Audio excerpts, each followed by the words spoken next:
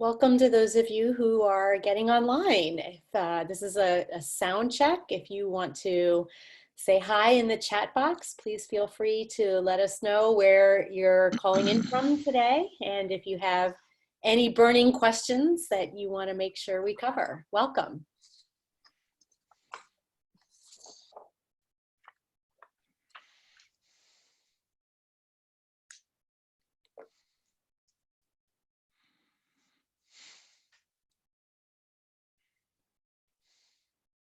Good morning from South Australia. Wonderful to have you. Wow, very exciting.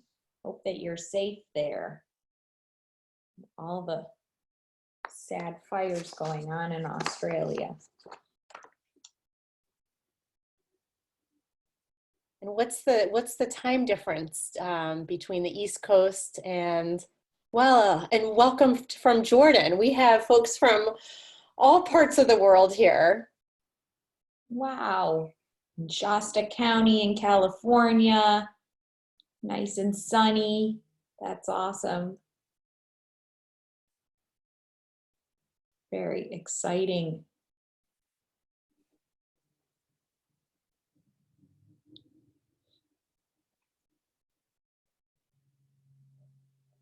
We're having cold drizzle here in Boston.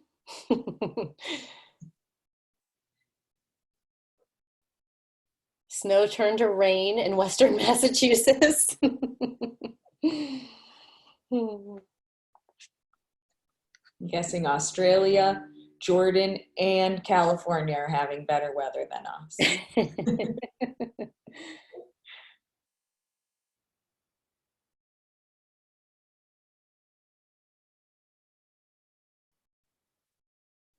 So we'll get started in 2 minutes. If you all want to grab a cup of coffee or tea or water, and 7 a.m. here on the 11th of February. So no spoilers about what's going to happen the rest of the 10th of February.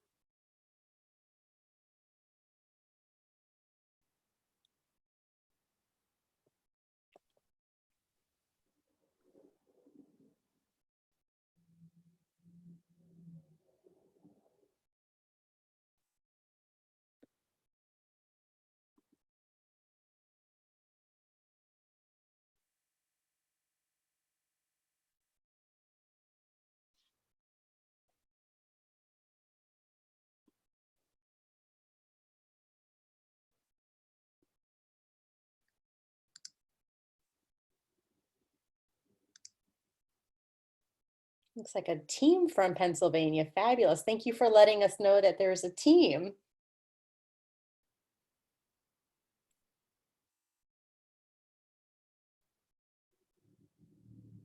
Mindy sharing good advice. There's a little button you can click to say to all panelists or to all panelists and attendees. So please feel free to include everyone in the conversation if you'd like to click all panelists and attendees.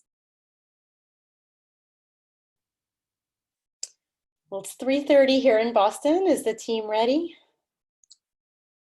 Ready. All right. Welcome, everyone, to an Unbound Learning conversation with author Chelsea Miro. I'm Allison Posey, and I appreciate everyone who's able to join with us today, including Mike, our captioner. If you want to turn on your captions, please feel free to click. There's a little button at the bottom of your screen that comes up to enable closed captions. So Mike, thank you for being with us today and captioning this webinar.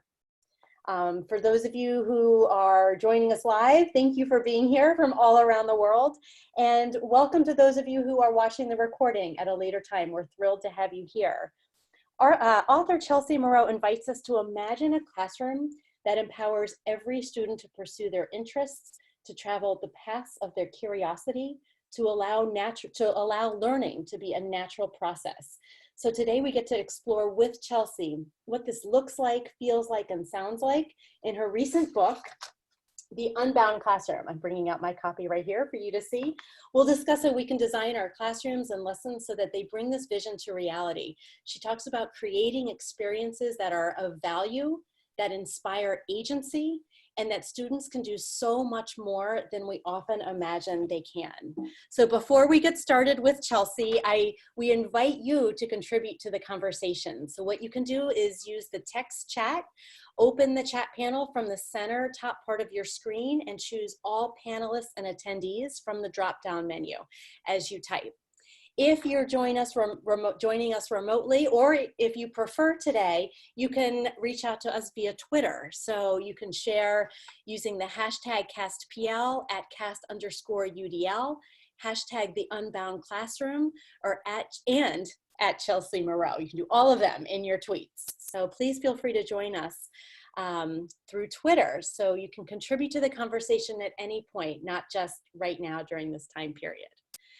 And we want you to know that all of the materials that we talk about during the course of the webinar are available through this digital handout. So if you go to this bit.ly link, you'll find our notes from the discussion. You'll find information about how you can access the book and additional supplemental resources so you can keep learning more. So know that that digital handout is available for you at any point to use. It will be up indefinitely. So our goals for today specifically are to discuss what makes the Unbound Classroom a unique approach to cross-disciplinary teaching. We're going to build strategies to get started integrating into lessons right away. And like we always want to do, we want to give you some behind the scenes moments from Chelsea, moments that you can't get just from reading this book. But we're so lucky to have her live with us today that we really, this is a chance to ask her some behind the scene questions. So please feel free to really, let your curiosity go, sky's the limit, and post those questions via Twitter or via our chat box here. I do want to note that in Chelsea's introduction, as I just got started, she wrote this quote that I'm just going to share with you. She said, "I had never thought about being a teacher, in large part because I hadn't really enjoyed school as a kid." Already I'm thinking of a lot of students that's going to resonate for. "As a justice-minded, logical thinker, I often felt that school was unfair and didn't make sense. I couldn't figure out why I was learning what I was learning and what good it was to struggle through things that seemed irrelevant in the outside world." So with us to kick off this afternoon is David Gordon, who's the director of Cast Publishing. David, can you just share a few words with us for why this book was so important for us to publish? Yeah, well, I was just so taken, first of all, with Chelsea's personal story as a struggling learner, as someone who learned differently, and then had kind of figured it out with the guidance of a skilled teacher, a teacher who really cared, and then brought that wisdom, that knowledge, and the really practical approach to the students that she's dealing with, which are primarily students with learning differences. That's Chelsea's specialty. But there was another reason this book really resonated with me, and that is that often in the UDL field, we, how to say this, we kind of gravitate toward people who speak the same language that we do.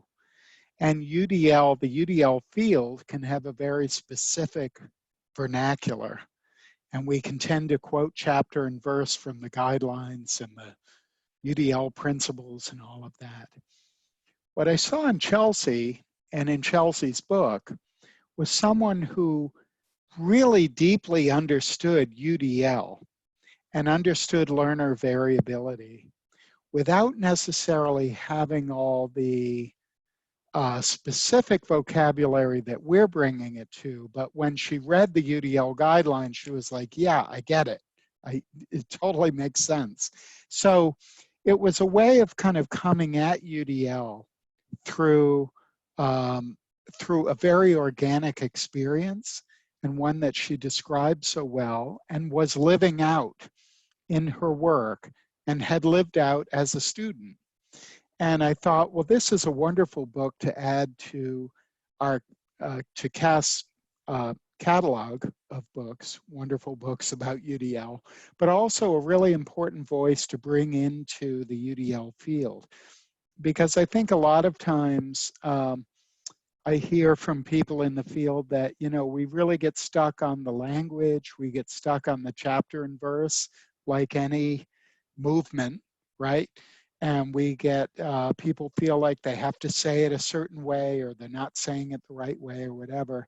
And in Chelsea, I really experienced someone who was living UDL, doing UDL, whatever you want to call it, but in a very organic, very informed way, but a very organic way that hadn't necessarily been influenced by the UDL field. And I felt like there was a freshness, a wonderful approach to learning and teaching in this book that was fully compatible with what we're trying to achieve in the field. And just said a little different way. And I thought, this is really good for us. And let's publish this book. Let's go ahead and engage with Chelsea around this. So I think we need to find more of these books. And if you out there have one, send us your idea. We'll gladly look at it. And we're putting together an editorial advisory board that's going to be vetting all of this. So we'd love to see it. Fabulous. Thank you, Yeah. David. I really appreciate that. Absolutely. And so without further ado, well, I'm going to further ado just but one moment. So, and I do want to share a quote that was said about Unbound Learning. Just the Unbound Classroom offers a fresh, empathetic approach to reimagining how and why we learn best. So now, without further ado, I'm so excited to welcome Chelsea Miro to the conversation. Chelsea, thank you for being with us today. Thank you guys so much for having me. Thank you for hosting this, David and Allison. Thank you for all the wonderful things you've said. That was an amazing introduction. Thank you. Well, and as a little background, so you're a founder of a tutoring consultancy, Chelsea Miro Educators. It's a K-12, you're a K-12 learning specialist. You are a former elementary school educator. You have degrees from Brown University, a Master of Arts in Teaching. But tell us something we don't know about you. Ooh, that's a tough one. I'm a sharer, so it's hard to think of things I don't usually share. Well, let's see. So you know that I struggled in school. I would say that I probably struggled the most in PE, if I'm being honest. That was not my thing ever. But I really, I think something that you don't often hear or that people don't often share sort of their favorite moments in a classroom or what they love watching in children. And so for me, I guess I love watching kids who are curious. I love watching my tiny little son pick up something new and spin it around in 5 different ways to try and examine it. So to me, I think that's something I really love. That's what drives me as an educator, is really bringing curiosity into everything that I do. So I don't know. And we invite you all to share a little bit about you as well. Please feel free to share those moments that you really, that you value, that you treasure as an educator. And thankfully we outgrow the urge to put them all in our mouth to explore that curiosity. But sometimes that could be a very, very valuable step. So Chelsea, what is the problem? What was the problem that you were trying to address with this book? Well, when I first started coming up with these type of units, I was in graduate school. And I was really lucky. I was in an incredible program that was very thoughtfully designed. But I did feel like a lot of times, especially the learning that we were seeing in classrooms, was so, it was very straightforward, and it was very focused on one small piece at a time. So, we would do a reading workshop, and it would be strong readers visualize as they learn, as they read. And we would be doing these very set activities. And I know that those skills are really important. I know that kids need those, and I know those lessons are really valuable. But I also felt like we were doing so many of these that there was no moment for kids to wonder, for their own ideas to be welcomed into the classroom. This really hit me in a moment, and I do say this in the book too, so I'll be quick. promise. But when the earthquake, a huge earthquake hit Japan, it was 2011. And my students had so many questions. They wanted to know what was going on. And we ended up spending our whole math block talking about this earthquake because they were so concerned and they wanted to understand what was going on. And so I just thought, well, this is what they want to learn about.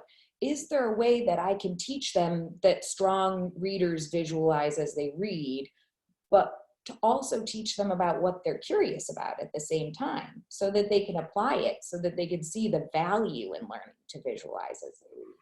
So that was really the problem I was trying to address. And just in my UDL language, you know, as David mentioned, you don't need this UDL language, but in my UDL head, I'm thinking, you know, you're starting first with engagement and you're really thinking about what's authentic and relevant to your learners. And then you're also thinking about expert learning. So for those of you who might be visualizing the UDL guidelines, the whole goal across that horizontal part of the bottom of the UDL guidelines is about expert learning. So Chelsea, as you're talking, thank you for highlighting two of probably the most critical pieces of UDL is really thinking deeply about that engagement and thinking about how we're really scaffolding to that expert learning. And I appreciate you know, your focus on thinking about the boxes that we may put students in.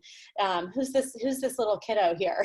This is my nephew, Judah, and I would say that he refuses to be put in a box. This is probably the only moment in his life anyone's ever let him do that. And so, you know, he is an amazing kid, and he's also a kid that if he was in a really traditional classroom, he would be a challenge. People would be constantly, you know, he's getting letters home. He's not doing what he's told. He won't do this worksheet properly.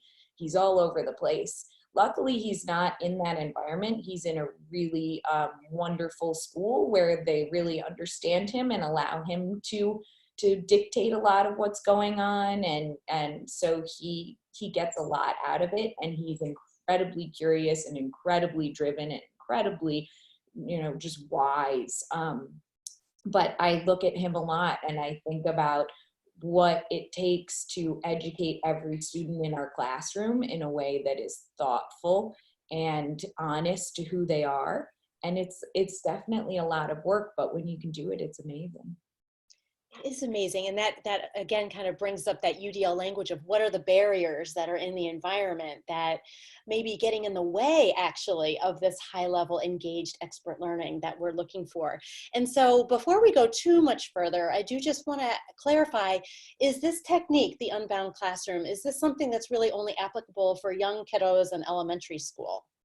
No, so I think you can use this at any grade level. I think you can absolutely do it in middle school and high school. In the book, I focus more on elementary, though I do have a lot of tips for high school, middle school teachers to be able to integrate this in. It's certainly a bit easier when you're the sole teacher. But when you're in middle school and high school, if you can work with your grade level teachers, it's absolutely work that can be done there. And it's work that is almost more fruitful as they get older because the kids are so engaged in the world outside of the classroom. And they're at that point, a lot of kids are used to the classroom being one thing and life outside of it being another.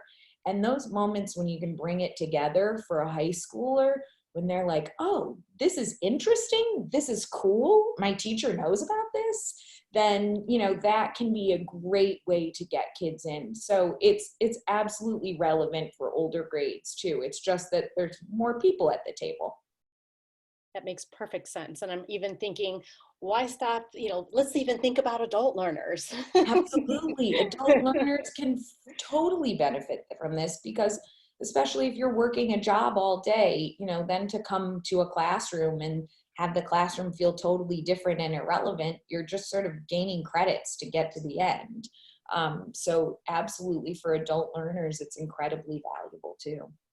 Fabulous. And so when we think about the why, so why would I integrate the Unbound Classroom? What are some of the, let's start with this engagement ourselves and think about the expert learning ourselves for the educator. Why integrate the Unbound Classroom? Well, so I think to kind of explain just roughly what it is, the idea is that as opposed to teaching through math, science, English, history, and looking at these set skills that go with each discipline, we look at a theme or we look at a topic that's relevant to the children's world, to the kids' world. And then we figure out how these skills and tools come naturally within that study.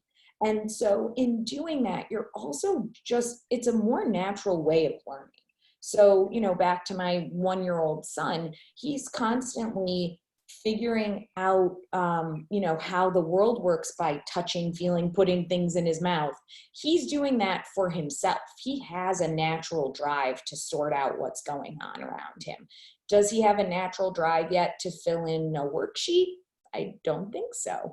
But we train kids to do that. Instead of spending so much time kind of training them to these work and tasks of the classroom, which of course they still need and still have to do, we can kind of switch gears and work within their own natural drive and their own natural trajectory to learn, their own curiosity. And then it also becomes, they're much more motivated. They're excited. They're picking up something and wanting to learn about it. They're asking questions about it. So I think that's kind of the big why do it, is that the kids love it. So in terms, well, let's get to the next slide, because I think you're going to talk about what I'm wondering now is, when you think about, as you start to describe what it looks like, sounds like, and feels like, I have a moment as a teacher where I'm thinking, but I have 30 students in my classroom, or if I'm a middle high school teacher and I have rotating classes, I have 125 different students. How can I possibly attend to that level of curiosity and engagement? Sometimes I just need them to sit and do this worksheet, darn it. Totally, I understand. So help me understand a little more and bring to life a little more, not only what this Unbound Classroom can look like, feel like, and sound like, because it's a vision that I want for my children, that I want for every learner in this world. But how do we also wrestle with some of the real constraints that we have, some of the barriers that we have in our system? Totally. So when my first unit, I had 38 fifth graders in a classroom. They didn't even physically fit in the room at a time. So I completely understand that. And there are certainly moments where what they're doing is sitting at a desk and working through something. So, we can't get out of that world entirely. It's still the world we're in. But we can find moments and times where kids can be up and moving and thinking. And I think a lot of the ways that you can build in kind of support for yourself as an educator are by first creating a classroom environment where the students are really used to this type of work. So doing some simple activities right at the beginning of the school year. One I always loved to do was I'd read Math Curse, which is a really fun book by John Cheska, and my students would have to go and find a math problem somewhere in the school. And then they'd sit and they'd solve it. So, it's simple, but it's getting them to think a little more outside the box. So they're a little more used to it. And then there are some just very practical tools, which I do go through in the book too, but that really will help the students to figure out how to solve a lot of their questions on their own. And that's really the goal too. You're helping give them the tools so that they can go and explore. So some of those things are using rubrics. I'm a big fan of using a rubric, and that really helps students to be able to go back before they go to you and say, hey, did I read through everything I needed to? Was my dance really that interactive? Did I get an audience member participating? So helping them build some self-reflective skills can help a lot in the classroom management aspect of it, because you're totally right. In this work, in this Unbound Classroom, kids are up, they're moving, they're talking to each other, they're grabbing books out of the classroom. And you do have to be comfortable with that, because the classroom is no longer your space. It is their space, and they are exploring and doing what they need to do. It also takes a level of trust between teacher and student as well. And do you have suggestions for, so these are big tricky pieces for building that trust, building that classroom culture. I appreciate that you note that it takes time. It's not like this is just a little box and you go and implement this box and poof, you get this Unbound Classroom. But do you have any tips or any observations that you've made of some ways that educators have been able to really foster that trust and that culture in the classroom? Absolutely. I think a lot of this work comes when the kids first enter your classroom. You know, I'm a big fan of the sort of first month of school being just about setting up that rapport with your students and letting them kind of let go of any fears or feelings they've had from previous years, whether they're positive or negative, just knowing that this is a new space for them and a new relationship, teacher to child. It can be hard. Kids hang on. Teachers become this kind of big bubble and we all get mashed together. So they need to know who you are. They need to know who their teacher is as a person. They need to recognize your humanity as much as you recognize theirs. So, you know, I'm always a fan of sharing about yourself in those beginning days too, so that they recognize that you might have a bad day. You have feelings. You are a person.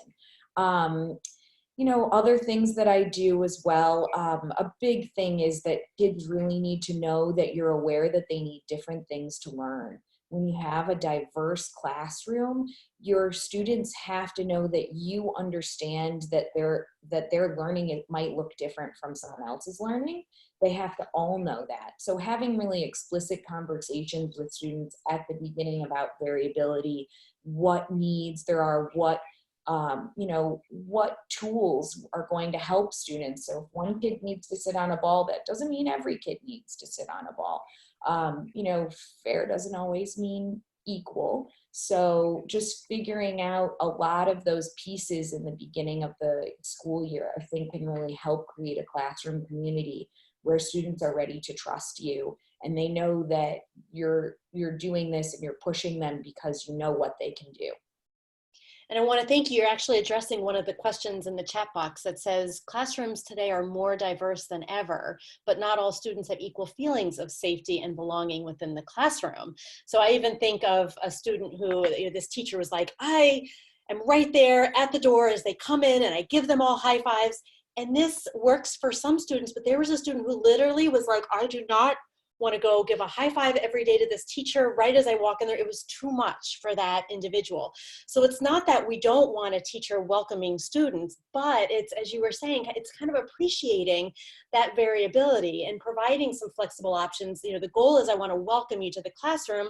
Maybe here are two options that we could have. You can come give me a high five, or you can, you know, write me, you know, go to a Post-it note and post a welcome to me with a Post-it note. Or I'm making that up, but it's being able to have that kind of flexibility there from the get-go. So do you have any suggestions, recognizing, you know, I know that your book is full of them, so I'm going to say definitely check out her book, but do you have a couple of favorite strategies that you use to really think about how to meet just that huge range of trust and feelings of safety in school that you know you're going to have in the classrooms? Absolutely. So one of the first things I do every year at the beginning of the school year is we have a conversation about what learning looks like.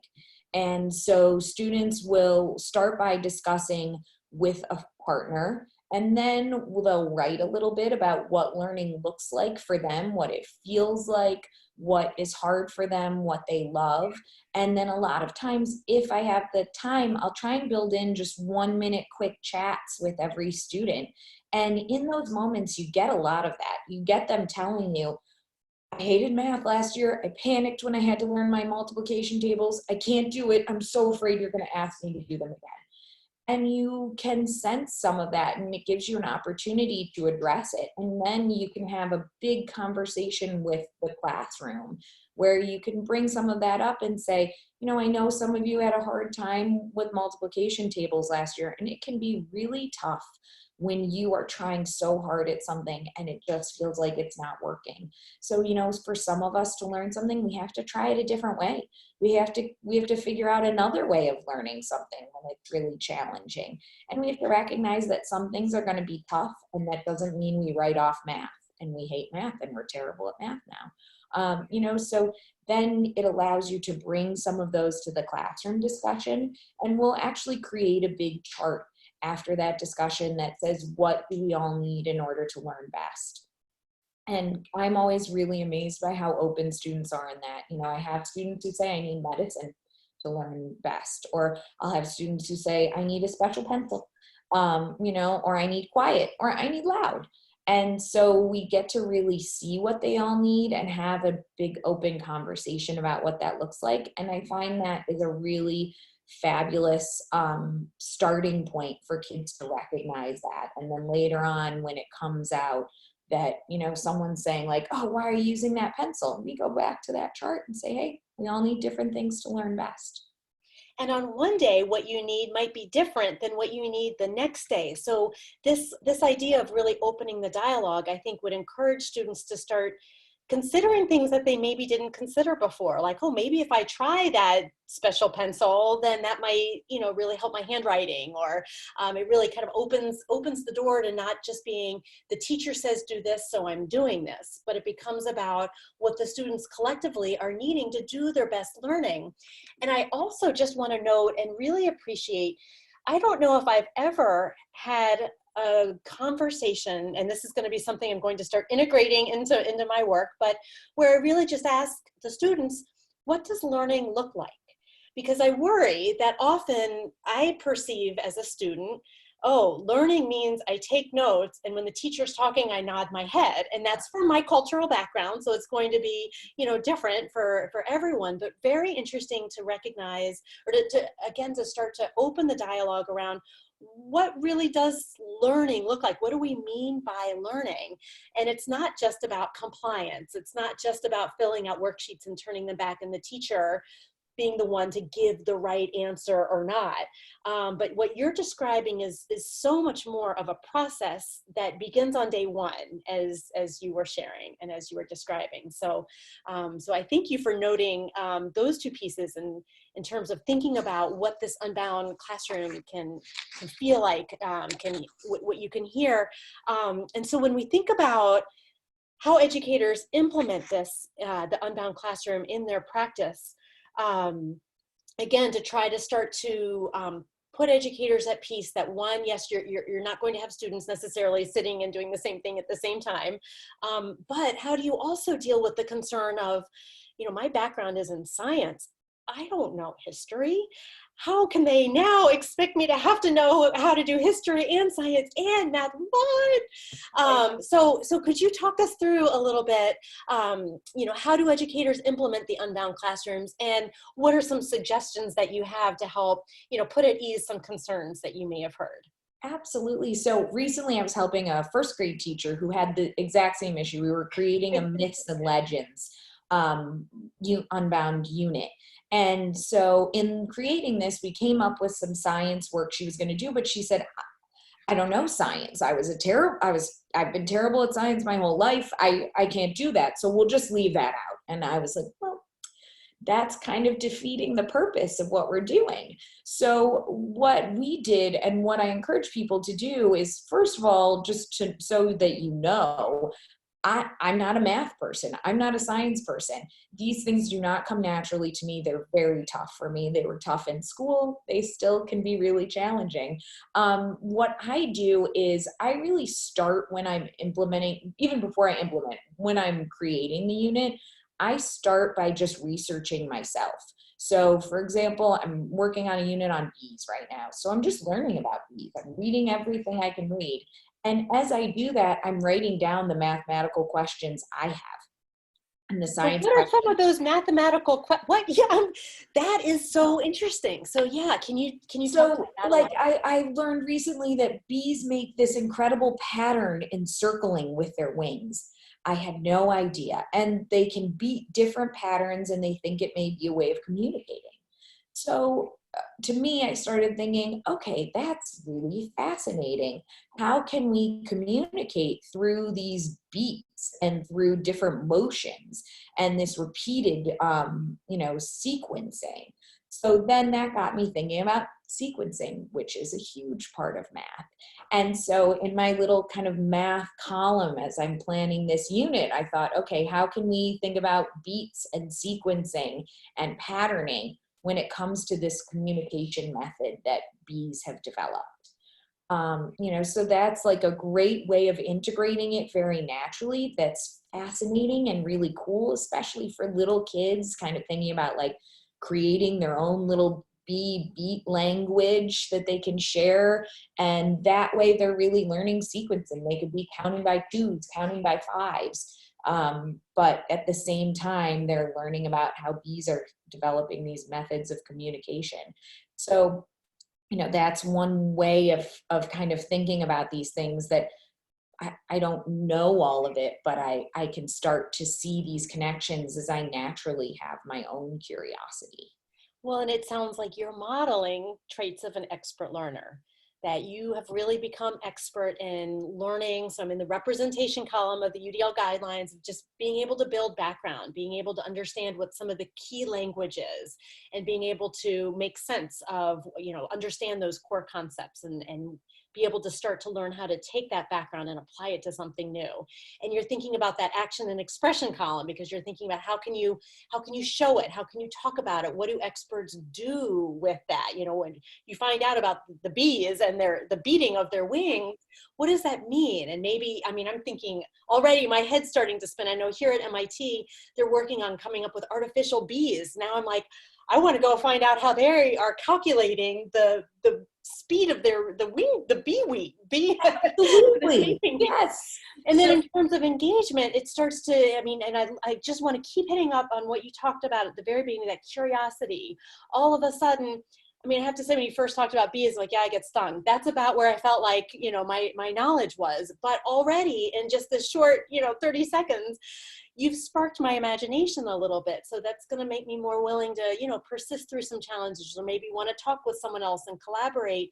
And you mentioned the importance of those rubrics. So we kind of know if we're making progress, because we're able to do these self-checks with each other. So we did not plan this conversation, everyone. This is just happened very authentically in the moment. It's really exciting to kind of see how the brain can start building on what our previous experiences have been. Exactly. That's part of the fun of it. As a teacher too, as an educator, it's fun doing this work. And when you challenge yourself to say, I want to learn about something I don't know anything about, you can get so much empathy for the students, because you're going to hit similar roadblocks. You're going to hit moments where you doubt yourself and you think, do I understand enough about this to teach it? Do I understand enough about this to keep going? You also figure out what information they need in order to continue on.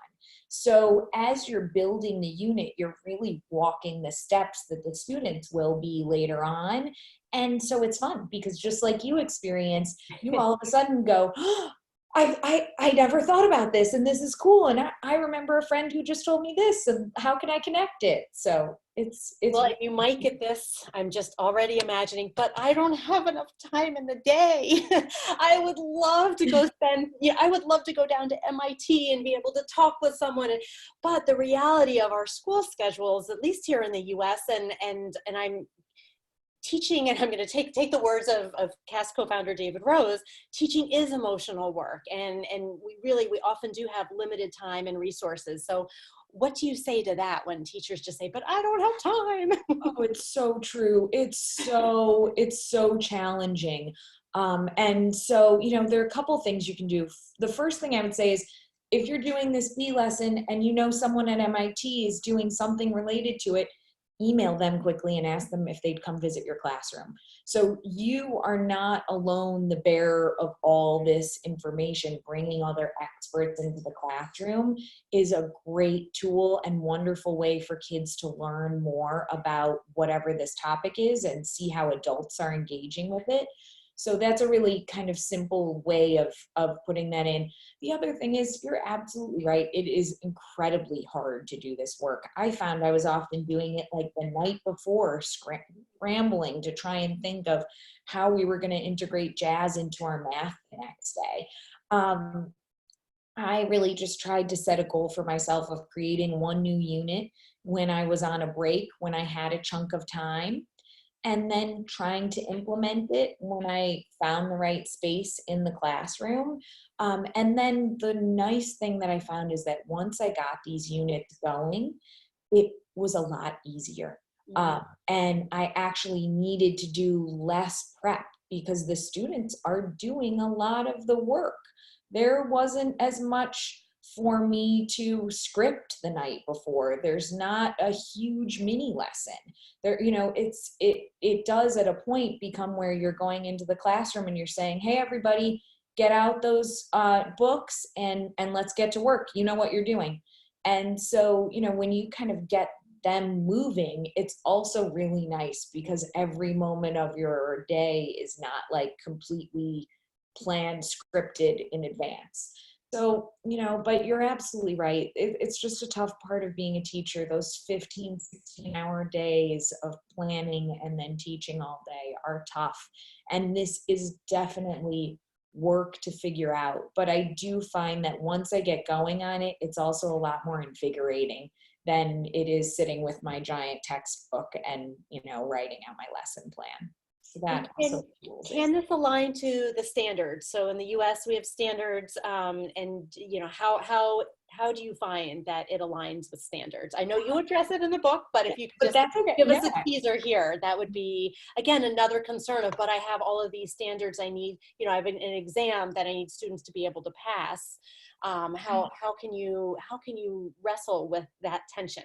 Absolutely. No, it's really tough. You do have to be hitting the standards in every lesson, and you have to be able to prove that that's really your guiding force is the standards. So I actually was anxious about this when I first started planning these units.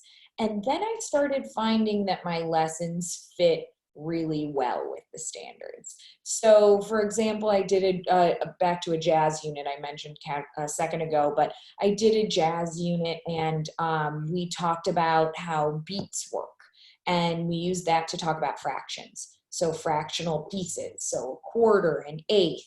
So that's going to be, you know, a quarter would mean we'd have 4 beats to a measure, or, you know, and I'm not a music person, so I might be getting this confused now. Well, and I'll just throw in the neuroscience. There's no such thing as a music person or a science person or an art person in the neurologically. Oh, that's fascinating. That's another conversation. Oh. But yes, your background isn't necessarily in music. So. Yes. Okay. Yeah, absolutely. I couldn't resist, Chelsea. That's really cool. So yeah. So you know, I don't know how all that works, but I researched a bunch on it, and then I looked, and for third graders, you know, understanding fractional pieces is a huge standard. And there's obviously, that's not the exact writing of the standard, but that is a major one. And so we did work on this for a while, and students wrote their own songs. And then we also went into our everyday math textbook and we did the unit on fractions. And my kids got it. And they got it so much more than they did before when I hadn't done this work before. So it took time away a little bit. But then when we went to go do our math that we had to do, it went so much faster. Everyone was excited. They were getting it so much more because they had this grounding in a context. So I absolutely find that as you travel these sort of natural paths and you start creating the lessons, I sit with the standards on one side and UDL guidelines on the other. And so I'm thinking, okay, am I doing everything I need to make sure I'm inclusive and this lesson works for everybody? And on the other side, I'm looking at it and going, am I hitting the standards? What standard can I make work for this? And if I have to adjust a lesson a little bit so that it fits the standard, then so be it. But honestly, I found that the standards are open enough that you can really make your lesson fit with them. And I'm thinking when you're describing this lesson on fractions and beats, they're experiencing multiple representations of that information. So they're not just seeing it on, you know, on a flat piece of paper, but they're actually feeling what it sounds like, you know, experiencing, you know, the motor movements that go with it and talking about it, wrestling with it around a song that they've created. So then when they're in the car, wherever they might be listening to music, that's going to trigger that thinking and that understanding and additional questions to want to learn more at a higher level that probably weren't going to be initiated from, like you're saying, just a decontextualized worksheet. And it supports one of the questions that came through was just about how can we really, transform B's or fractions into being these authentic problems that have really a purpose that's meaningful to students. So it sounds like that's, if I'm still one of those, a student who's just like, but I am just not interested still. Do you find that this process is able to pull in sometimes even the most disengaged students from the learning? Absolutely, I certainly do. And, some of the units do it more so than others. So B's might speak to just a particularly curious kid who's looked at them out the window a bunch of times, or someone, I had a student who was really allergic to bees. And that was kind of how we started doing this, because he was so incredibly afraid of them. And to him, they had so much of a different value than to other kids. I thought we all kind of need to understand them a little bit better. So, there's all the kids are engaging with these in different ways, and you can certainly make some very socially justice-minded units this way too, and that speaks to a lot of kids. So doing, I did a public art forms unit, and we made murals, and my students there who I was working with, they weren't kids who had access to museums. And that wasn't the art that they were engaging with. The art they were engaging with was tags on the street. And so every time we talked about art and art was in a museum, it was distant and foreign and not part of their life. And they didn't feel welcome or safe in that space. But when we talked about public art forms as being the mural on the wall they walk past every day to go to school, then they could understand it and engage with it.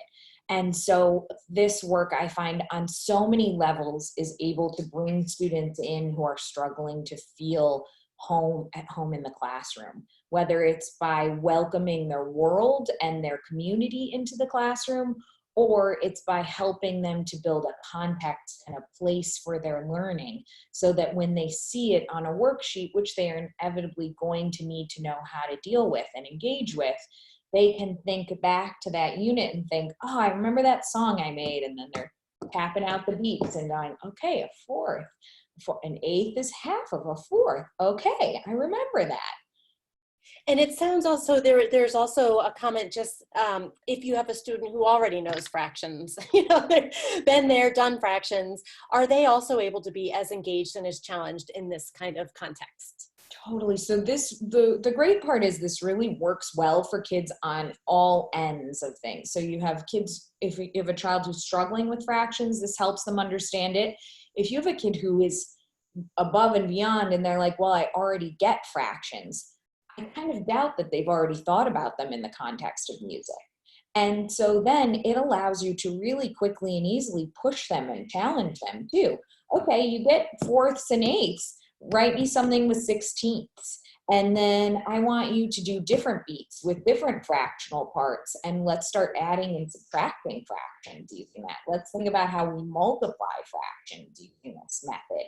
So, and then can you demonstrate for me how we use multiplication of fractions by creating a song that shows it? So you can really push students ahead really easily through this as well too.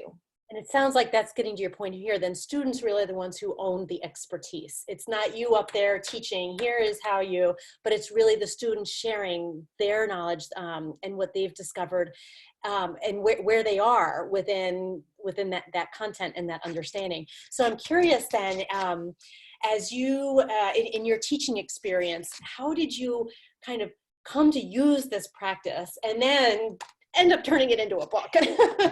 So yeah, if you could just share a little bit about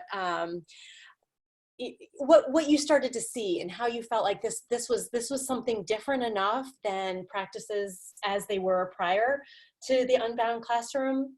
Absolutely. So I had I just kind of naturally came to creating these units. As I said, with that natural disasters unit, which was the first one I made, that just came because my students were really curious about this, and I wanted to be able to go with that, and I still had standards to hit. So I thought, how can I make these two work together? And so I created a unit on natural disasters. And then after that, I started to see more places where I could create units that would do the same work. And I read a lot and did a lot of work within the project-based learning sphere, which is very similar to what I'm doing here. But with project-based learning, there were a couple differences. One was that it was really, I found kind of challenging to integrate when wasn't in a school that welcomed project-based learning. And so when I started trying to do things in this sort of project mindset where we had one big question that was very specific to a topic that we were looking at, it was harder for me to integrate everything and hit the different standards. And then for me, the goal became more about allowing kids to learn in a natural way about a larger topic and for them to create whatever the question was that they were interested in. So for them to kind of define the lines of inquiry more. So that was how I came more to this Unbound Classroom practice. And I started creating so many units on this and watching my kids just love it and go further and further. And now my first year of kids are now in college.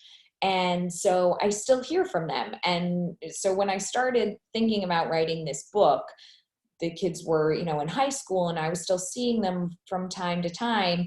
And they would say to me, "Hey, remember the Chumash Museum we created?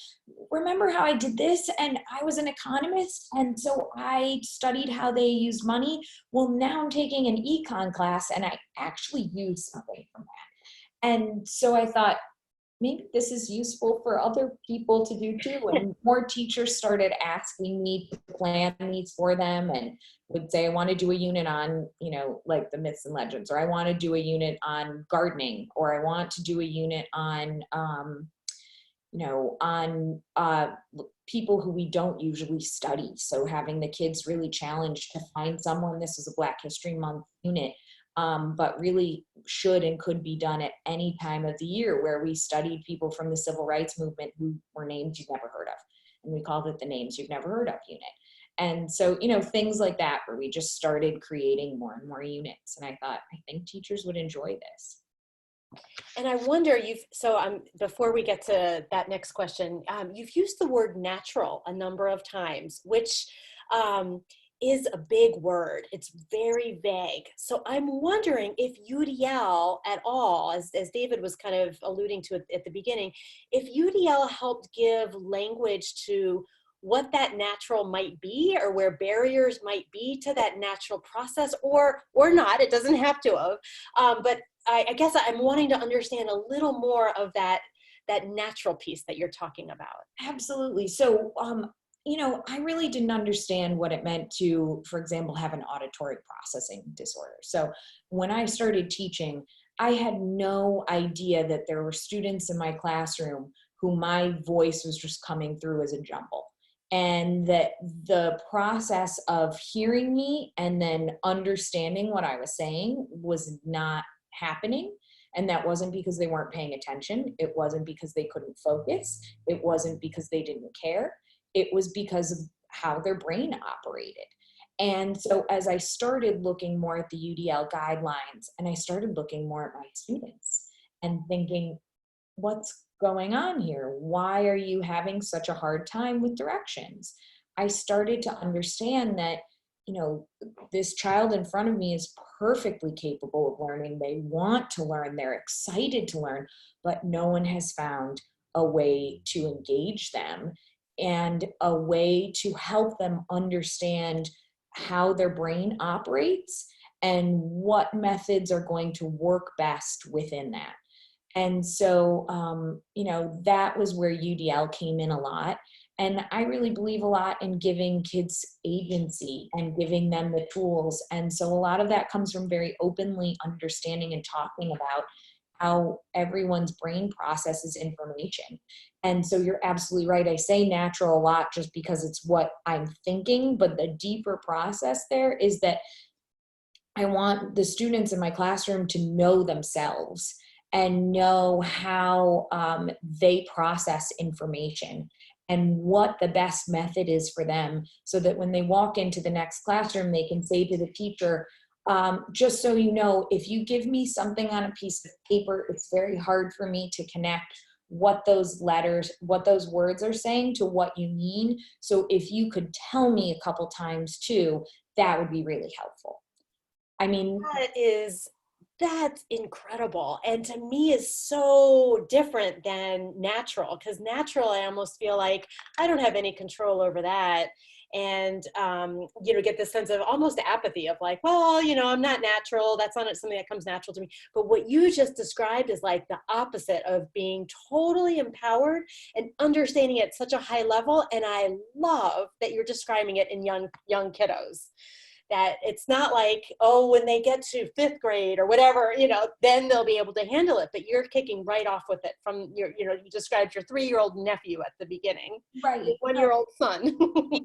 he and I've had those conversations before when someone said to him, you have to sit down, and he'll say, that is physically painful for me. And so we've talked about, like, have you ever told someone I can't sit, it's just too much for me, my brain doesn't like it, my body doesn't like it, can I figure out something else? And when you give kids the tools to do that, they're amazing. And you're absolutely right. I'm glad you brought that up, because I think, sometimes there are these words that we get ingrained in the process of sharing something, and you don't question yourself as to how other people are understanding them. So I'm really glad that you brought that up, because I definitely don't mean that sort of apathetic sense when I say kids' natural learning. What I mean is their own particular learning needs and their learning process, and giving them the tools and the skills to be able to vocalize that and understand themselves, so they can be their own advocates. And in order to do that, they have to know what it feels like to learn. They have to know what it feels like to be included in the classroom too. So that's where that work we were talking about earlier as an educator comes in, is that your students have to know that you've got them, that you're listening, and you can figure out what they need. That I am so grateful for that last little bit that you just said there. And I was thinking that too, that you've given us very concrete strategies from the moment students walk in to start to be able to empower them, to deepen their understanding, deepen the language, deepen their strategies, for educators to open up their cabinets and see what materials and resources are there. I appreciate that you talked about the importance of collaboration, the importance of starting small. And in just 30 seconds, here are a couple tips that you've given teachers. So do you have any just quick tips or pieces you've heard from educators who have implemented the Unbound Classroom? Yeah, absolutely. So I think start small, don't feel overwhelmed and like you have to rewrite an entire unit in order to integrate disciplines and in order to really, create a well-integrated lesson. Try one thing, if we've been on bees, so let's stick with bees for a minute. If you just want to go read an article tonight about bees and figure out how you can create a cool lesson that maybe doesn't fit math, science, English, history, but it's cool, interesting for the kids, do that. Just give it a try and see what this work feels like in the classroom. So yeah, just don't let the big idea overwhelm you. Start small. It's so important. It's so important. And so behind the scenes, so is there anything, and I'm going to look here and see if anyone has any questions that they're wondering from Chelsea. And if there are any behind the scenes, like any moments where you just said, I can't do it and scrapped it, or any, the image on the front, I love, because it's this plant coming out of this, this tough wall, but any behind the scenes moments that you just want to share very briefly? Oh yeah, absolutely. I mean, there were plenty of moments when lessons went awry, or when I think they'd go a certain direction and they went a totally different direction. So yeah, I just had to learn to be open to that and not try and corral them back into what I thought they needed to get out of it. Let them see where they probably feel scary. So yeah, do you have? Yeah. So I think as an educator, it can feel totally scary doing this because you're not in total control anymore. And I think as a teacher, we're so often taught that good teachers are in constant control of their classroom and all their students. and students don't like that, and it's really hard for teachers to do. And so there's moments when you just have to give up control. I mean, so like really early on in this process, I remember having a student who we were building for our Chumash Museum. The Chumash are the native tribe where I used to live in Santa Barbara in California. So third graders learned about them. And the kids in the previous years had all made teepees and a teepee village, but that's not what the Chumash lived in. So it was completely historically inaccurate. And I had a bunch of kids come in one day and we were talking about ops, which are the house that the Chumash lived in. And they were like, well, we just want to make teepees. Why can't we make these teepees? And that was a moment where it was kind of the opposite of some of what I'm saying, where I had to deal with some of their, their preconceptions and their misunderstandings and help them to understand why not only we need to learn what's accurate to them, but why sometimes we teach history so incorrectly, especially when it comes to marginalized people. So there are like a lot of big topics that came up in this teeny moment.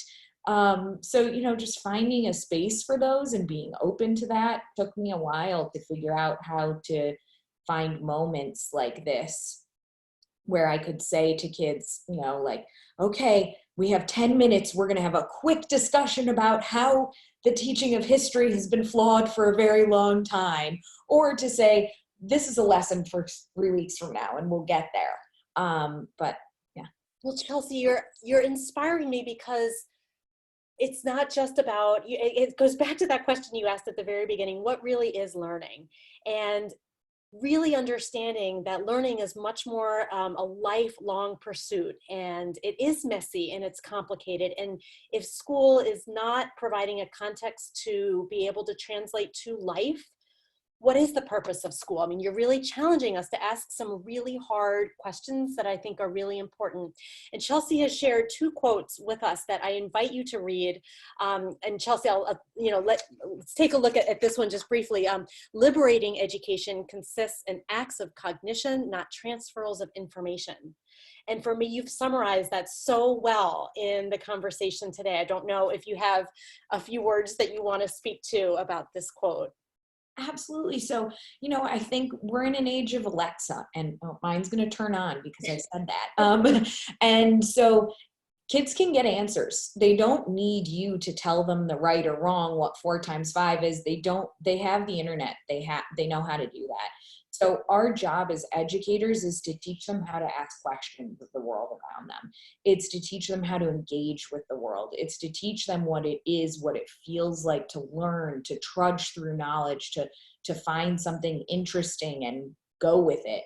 And so that's where I see this quote. That's how I really understand it and how it kind of inspires me as a teacher to remember when kids ask me a question, that there are times when I have to say, you have to figure that one out. Yes, and I was thinking that's why I got into education in the first place, and probably a lot of you, that's probably resonating, that we got into it to really transform lives in this way. And as someone noted in the chat, and to become expert learners, which is just fabulous. Absolutely. Chelsea recommended inspiring schools and valuable resources from her perspective. Those are all in that digital handout. So I invite you all to see that. And please get your copy of Chelsea's book. It is light, it's wonderful, it's easy to read, it's easy to highlight and make your underlines, and it really truly is fabulous. And you get a 25% discount if you use this code Unbound during checkout, and this is good until February 29th. So please take advantage of that. Join us at the 2020 UDL IRN International Summit that is happening in California, April 8th through 9th. So we invite you to join us for that and sign up for our CAST newsletter. We like to share a lot of the exciting events that are happening at CAST and with our collaborations with all of you all internationally. So I want to thank the folks who are here internationally. I want to thank our tech team, Mindy, Nathan, thank you for getting this all set up and having it run so smoothly. Mike, thank you for the captions. David Gordon, thank you for publishing this book, The Unbound Classroom, with Chelsea Miro. We're getting some thumbs up from David. Chelsea, thank you so much I'm very inspired right now. I really appreciate this conversation so much. Thank you for being with us today. For those of you who are watching, we'll stay on for another minute or two. If you do have questions, we invite you to put them in the chat. And here is a quick opportunity for you to share feedback with us. How is this webinar for you? What additional topics would you like for us to cover? What else can we do to continue to iterate on the design of our webinars? So thank you all so much for joining today. Chelsea, just a big thank you. Thank you. Thank you, Allison. Thanks, David. Thank you, everybody, for joining us. This is really exciting. And feel free to reach out to me in any way if anyone has questions. I know it's a lot, but I also know that as you start doing this work, it's really awesome. So I'm here to help. We're available. Thank you, Chelsea. It's a great book. Thank you, David. Thank you so much. Thanks, Allison. Thanks, everybody. And this will be recorded, so please know that you can have access to this recording at any point. And someone's asking for the book code again. Here you are. It is Unbound.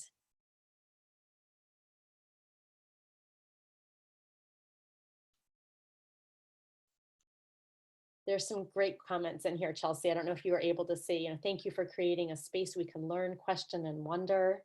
Oh, awesome. Thank you. No, I didn't read it as much while I was going, but I really appreciate everyone who is here and commented and thought about this. And I know what it is to be in the classroom. I know an hour after school is a big commitment and a lot. And so, I'm really grateful to everyone who took the time out to participate today. And I hope that this is inspiring and exciting for everybody. It is for me. I'm ready to go teach. Awesome. Yay. I know. Now you've given me ideas too. Now I'm going to look up this MIT lab doing the B so I can work on this, that unit. And Oh, it's the waggle dance, isn't it? I have heard of that one.